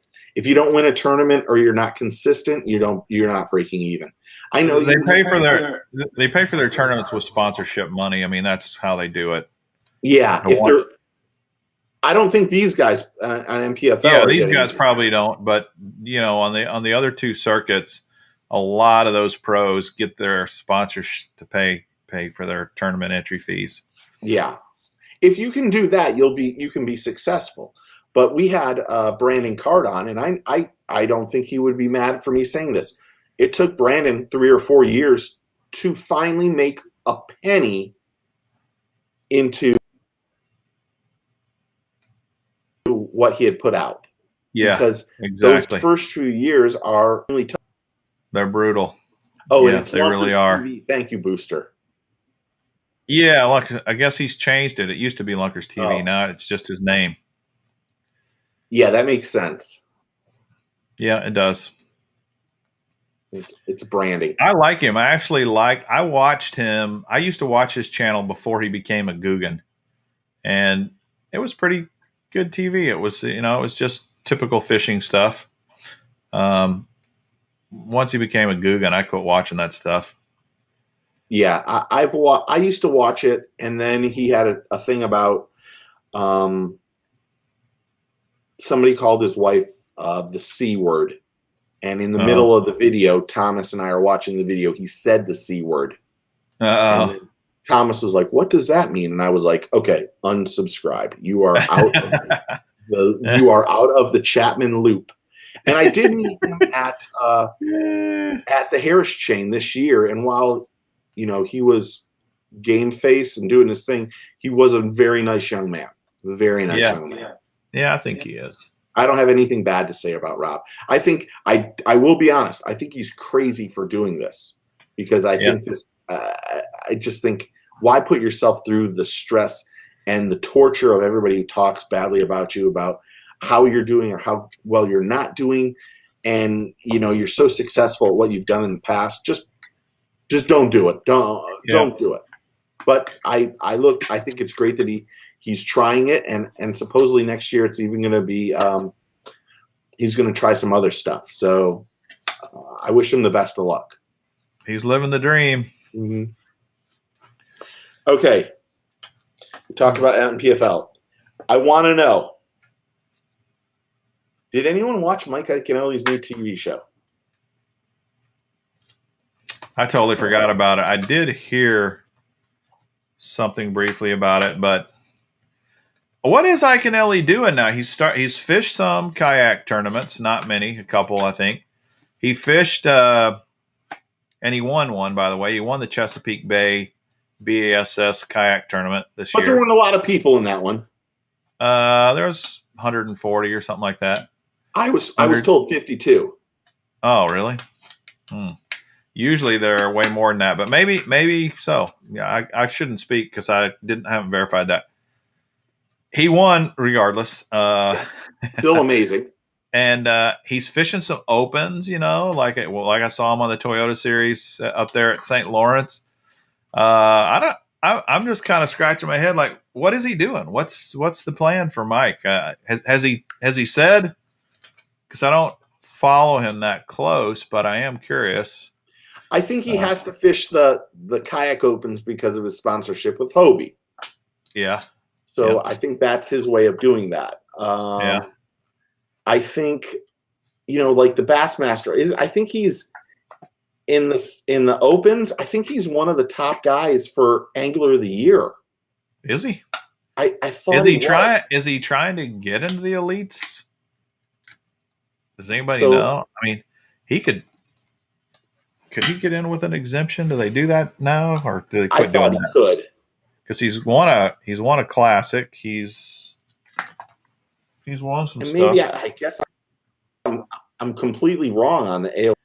I could have swore the opens why he was up there. But it looks like Prosnick is going back, which is great. He deserves to go back. He But other definitely than deserves that, to go maybe back. Canelli isn't in it. So Booster says he has a show doing different sports. So it's not even fishing? No, I think and the MMA guy fishes. Yeah, he goes to them and does what they do, like an MMA fighter, and then he challenges them to come fish with him. And interesting. He's had several shows. You know, he did the show in the city for a while, and his Ike Live podcast is pretty popular. I should say, now that I found it, he's number 2 in Angler of the Year points for the Northern Opens. Ah. So, I mean, he makes top 5. He would automatically, or top 3, he would get an invite back to the elites. Oh, so that's probably what he's doing then. Maybe. I mean, you got to hand it to him. That you dude never know. That dude has figured out how to succeed in the fishing industry. Yes. He knows the deal, and he knows how to be successful. He does not need to fish another tournament the rest of his life if he doesn't want to. But that brings up the point. What does he? I mean, well, if he was invited, I mean, he had an exemption this year. He could have done it. Yeah, I don't know if he wants to. I don't know if he wants to either. I know he wanted to focus on. Now we know he has a television show, but I know it came out, and you know, I didn't get to watch it. It was on at a weird time. So I heard something about it, but I completely forgot about it. Oh, Booster says he doesn't think he's going back to the elites. Huh. Oh, he said he would return if he gets through the opens. And that makes sense. I would too. I think that, I mean, he had that exemption. But going in this way, I mean, he's only behind, he's 11 points behind Palaniuk right now in Northern Opens. And really, Palaniuk's already qualified for next year's elite, so he's really number 1 right on the list. So that's awesome. Good for him, man. Good for him. I want to see Jacob Prosnick back. That's all I care about right now. I love Jacob Prosnick. There's a Prosnick in the NPFL. Is that his son or his nephew or his brother or anybody else? Ryan, I think his name is. Yeah, I don't know him. He's got to be related to Jacob. It's spelled the same way. Yeah. I mean, how many Prosnicks are there, really?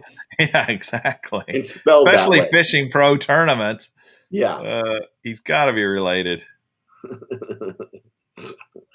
Okay, and then my last thing is, because I know you're a big baseball fan. Yeah. I'm a baseball fan. I don't know how big. You're not? I thought you were a baseball fan. I am a baseball fan. I'm a Royals fan. So how big of a fan can you be? Yeah, I mean, it's like being a Tigers fan. Right. Derek Jeter got inducted in the Hall of Fame today. Oh, great. Which is fantastic. As someone who played shortstop, I love Derek Jeter. But my question, though, to you is, Alex It sounded Rodriguez, like you said Derek Cheater. Oh, no, I didn't. I said Jeter. I did say it right. Somebody's texting me. What are your thoughts on Alex Rodriguez getting into the Hall of Fame with the makeup, everything that this man has done, J-Lo, all that stuff?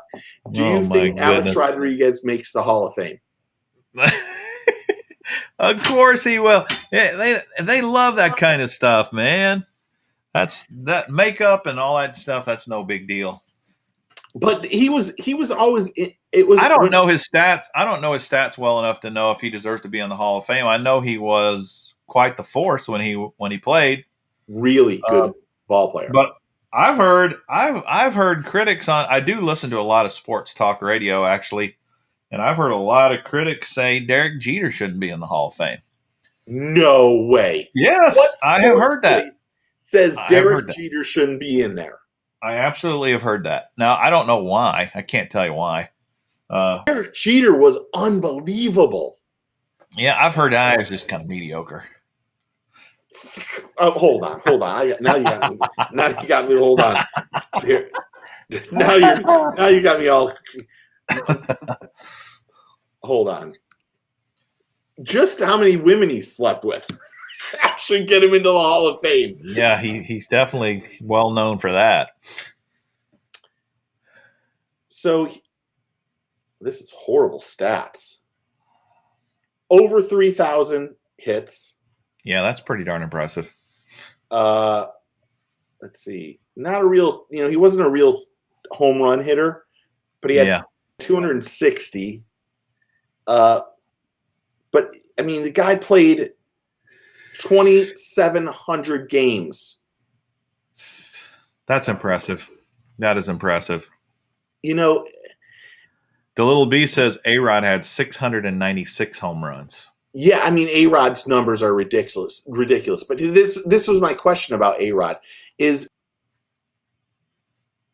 A-Rod went through that same thing of the doping schedule, Barry Bonds and some of these other guys in because they were doping. Yeah. And for Alex Rodriguez, I think did that human hormone growth or H or whatever it was. Yeah. And I've always wondered someone who really loves if you really love baseball, because I really love baseball too. But I mean, does Alex Rodriguez get in? Because I mean, I don't know. I mean, Alex Rodriguez stats are ridiculous. Yeah, but I still think he doesn't have nearly the kind of stigma on him that, say, a McGuire or some of these other guys do, that were really, really juiced and had the home run records. And A-Rod is going to get in. I'll bet you he will. I bet he gets in. Yeah, Sosa was the other one that was just off the chart, incredible, and he was juiced up. The thing, we're going down a rabbit hole now, but steroids is such an interesting thing because I've seen some of these. Like I read a real interesting book about the Lance Armstrong thing and the whole steroids thing there. And, he won like 7 Tour de France's and he was apparently juiced up in all of them. And somehow there was a super elaborate scheme where he was able to fool the tests. Yeah. And he didn't test positive year after year after year. Well, apparently it's an entire industry. They're all, I don't want to make a blanket statement, but they're all juiced up, man. And when you listen to him talk, you think about it. The guy says, look, I've put my whole life in this career. This is my entire career. And I wouldn't juice, but all my competition is doing it. I can't compete. There's no way for me to compete fairly unless I do it. And that's hard to argue with that. Jeez, man. If you want to do the right thing, you don't want to dope up, and you can't compete. So I mean, put it in the fishing terms. If there was some sort of super secret thing that Jacob Wheeler's putting into his body that's making him win 3 tournaments a year, do you think other guys wouldn't be doing it if they could do it? You can get away with it. They absolutely would. Now there's some that probably wouldn't, but most of them would. The way I look at it is as so one of my. What about Pete Rose? Oh my gosh, yes. Do you think Pete Rose should be in the Hall of Fame? So he gambled. He absolutely should be in the Hall of Fame. Michael Jordan gambled on games. Yeah, he absolutely. He's one of the greatest baseball players of all time. Exactly. And what really burns me about that is, if you want to pretend that it has something to do with ethics, there are so many other players through all sports that have gotten into the Hall of Fame that have way worse ethics. And and it's not even like I'm a Pete Rose fan. I'm just saying, if you look at the body of work, he was a Hall of Fame baseball player. There is no question. So I'm going to. The juicing thing, active target is juicing. Live target is juicing. Active target is juicing. You might be right, Booster. Booster's And dead some on. of them are fusing to juice, and they're not winning. I have my analogy of juicing in fishing. So I'm going to tell everybody here something that they probably I have never told anybody. I marinate every Cinco worm or 8-inch DOA worm in John Cox juice for 3 weeks before I put it on a lure. All right, what's John Cox juice? Tell everybody what that is. It's a scent that is that John makes. And all right, where do you get it? I know where I get it. Just go over to his house. Man, Steve's admitting on air that he's a cheater. He's juicing. I've been juicing for years. When I first met John, he had told me I'm coming out with this. I catch everything he does is every plastic he uses this. He makes this juice, and I'm like, well, I got to try it. You started selling it, and I was like. And he's like, look, this is how you got to do it, though. You got to put it in the bag, and you got to let it marinate. You can't just let it sit overnight. You got to let it needs to soak in. And I swear to you, that's what Taku did, or whatever his name is, Taku Ito or whatever, who won the St. Lawrence River. Yeah. Soaked all of his baits in the juice. Yeah. In fact, I'll tell another story. I went steelhead fishing out in Washington years ago. And I actually went into this bait store, and I said to the guy that was selling baits, I said, do you have any guides that are open? And that's the only reason I catch things on my signals, probably. You need to juice the general. Tomorrow. Yeah. I'll take you fishing for $150. And I'm like, what? You're going to take me steelhead fishing for $150? He said, yeah. I said, okay, what do I need? He goes, you got to buy a license, and you got to use the bait I use. This guy, we got spamming guys, people up there. How do can we block that? Yeah, I can block that user. Yeah, that's horrible. I hate that. We get those comments all the time. So anyway, I show up the next morning. We start going fishing. He's got these giant shrimp. Now, you're steelhead fishing. They've never seen a 25 of 1820 shrimp. Oh, said something went wrong. Reload. Okay, I got them off now. Okay. Anyway, so he shows up, and he has this whole like blood orange marinade that he puts these like shrimp cocktail in, and lets them soak for weeks. But as soon as it hit the water, it would start to disperse all the scent. But you got it down about 25 feet where the steelhead were. And the next look at Chris's comment.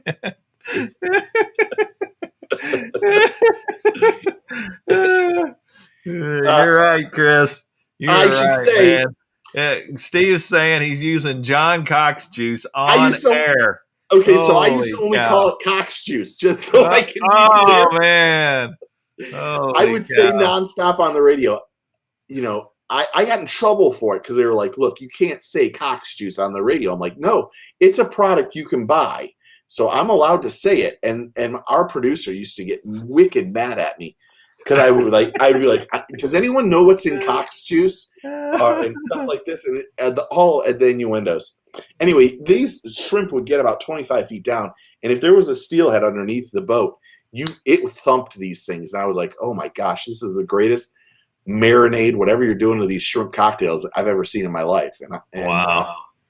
But it's the same thing with John Cox. I now that you got to say it, I wonder if you went to John. I'm going to go to, hold on. I'm going to John's website. Yeah, go check that out. Where do we get the Cox juice? You know, poor the other John Cox at NPFL is not doing it. You want to know what? I don't even think John has a website in. Hold on. Hey, the little B says Cox juice at Tackle Warehouse, $24.99. Oh, really?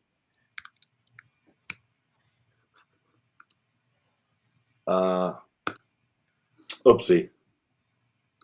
Something happened to my. I can't see the stuff. Yeah, that's it.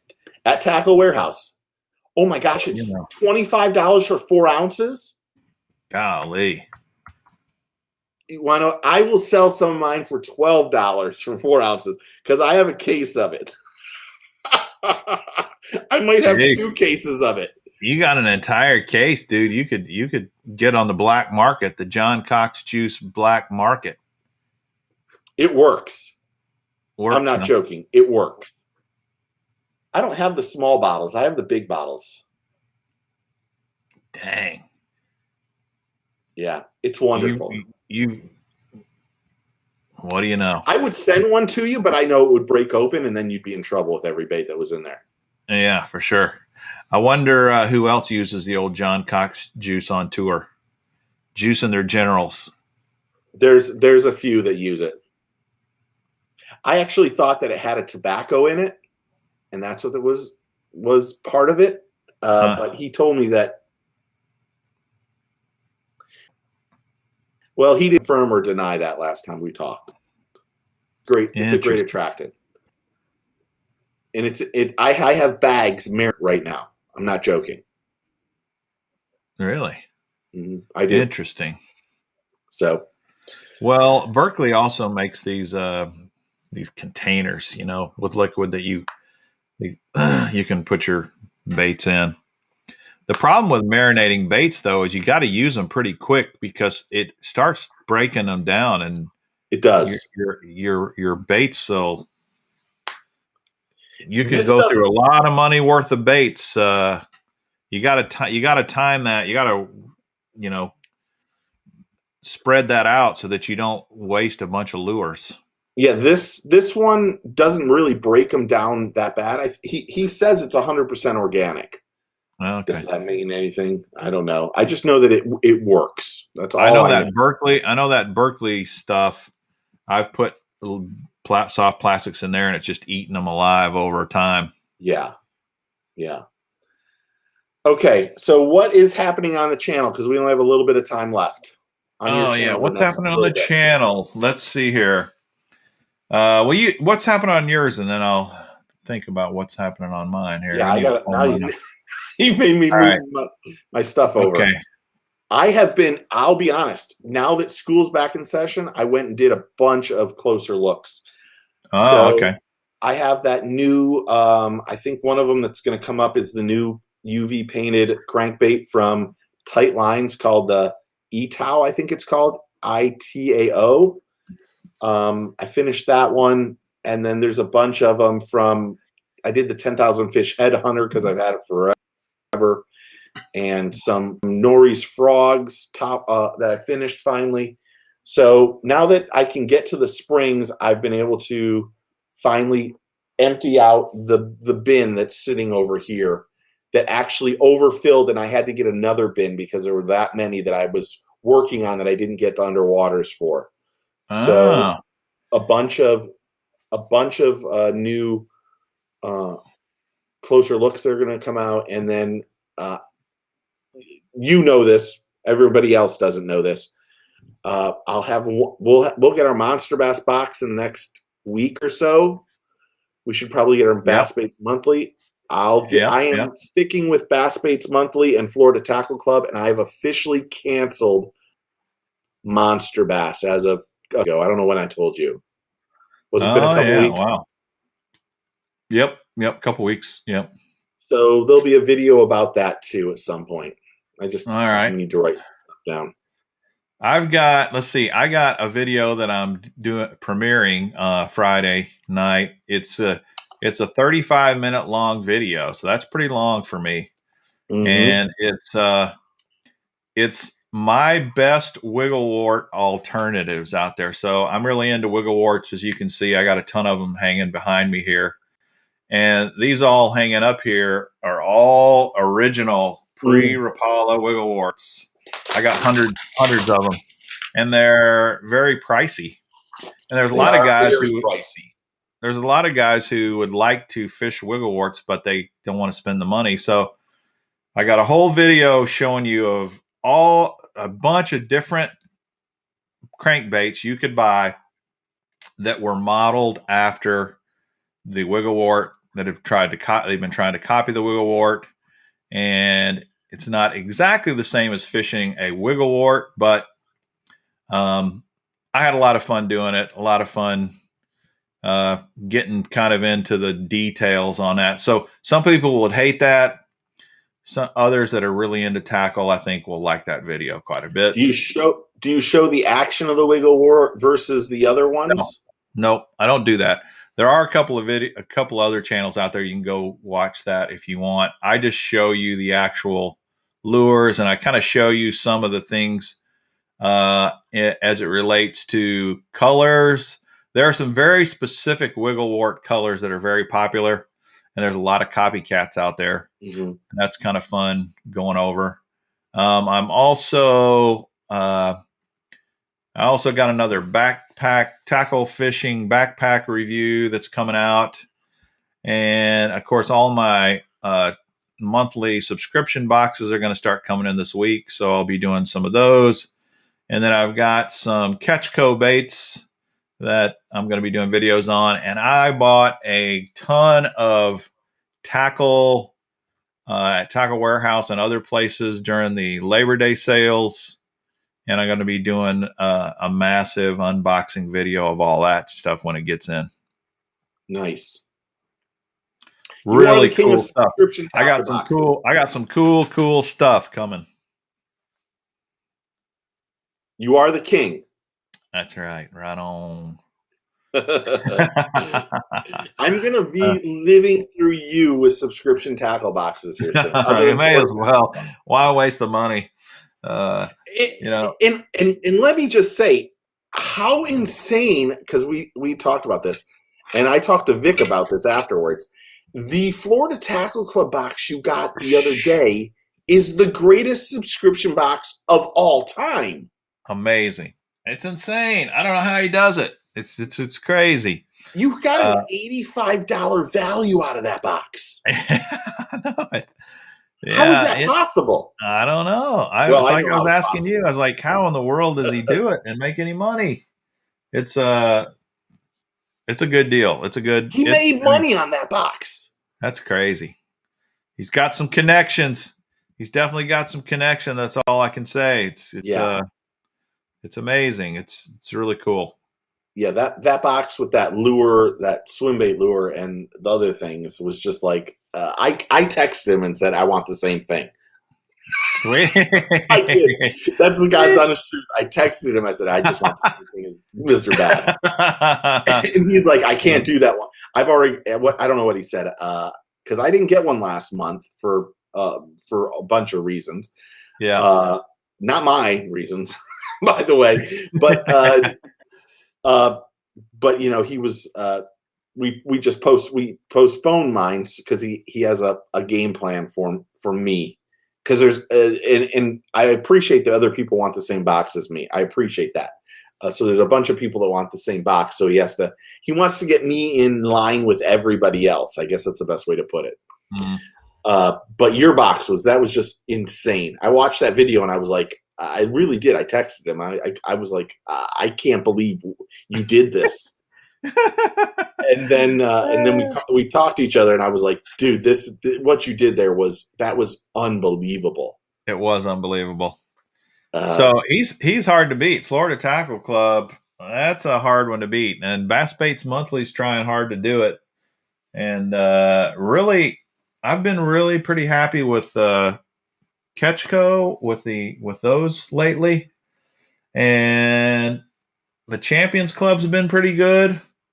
I don't know though how you can boy. If you're one of these guys that obviously doesn't buy 30 subscription boxes a month, you can only buy one. There's a handful, 2 or 3 that are out there that are just knocking it out of the park, and yeah, Bass Baits Monthly has been really, really good. Like they really have been good. And honestly, that Major League Fishing, if they throw in one of those Missouri lures every month, that is worthwhile. Yeah, that the whole box. Yeah, the Uzuri products are very good. Yeah, And and I think Mystery Tackle Box is right up there too. And then you get the third tier starting from there down in a lot of cases. Yeah. Like I said, I got rid of Monster Bass. I know, they're not going to be happy with it, but I just had to look at it a different way finally. And you have heard my frustrations for months on Monster Bass. I And definitely heard that. Finally, it really sunk in, and canceling wasn't as easy as I thought, and I still get 2 months, but yeah, well, I mean, you like Rick, you want Rick's company to be successful. Yeah. It's not like you're wishing him any bad luck. It's just, I'm not. It's just not for you right now. Yeah. And this is true. A lot of these boxes, they kind of go in cycles where there's times when it just seems like they really shine, and then there's times when maybe not so much. That's kind of what blows me away so far with Bass Baits Monthly and Florida Tackle Club. I haven't seen any of those downs yet. No. And you anticipate that. I mean, Lucky is off the charts down. They're in the bottom of the curve right now. Mm-hmm. And Warriors is probably not much better, and there's maybe a few others kind of that way. So yeah. Anywho, man, we're out of time. We've already hit 2 hours. Yeah. Well, next week an interview. Yeah. Next week an interview. Yeah. We'll get back to interviews, and we'll try to keep those up as much as possible. A lot of the BASS guys are wrapping up, so maybe we can start getting some of them on, and then Major League Fishing guys got one last tournament to go. Yeah, that's this weekend. Starts, I think, in 2 days. Yeah. Oh, there's our webcam is back. Oh, blocked. Yeah, block them. All right. Well, thanks everybody for hopping on the channel, and please hit that like button. Likey the like. That helps us, and YouTube likes it when you like the like. Yes. And so, subscribe. Both channels. Yeah, heck yeah. Yeah. And how hard is it? It's not that hard, actually. It's pretty easy. It really isn't. All right. Thanks everybody for spending your night with us. And Steve, you want to wrap us up? Yep. Take a kid fishing, get your fish on, and have a good night. And you Bye-bye. Later. See ya.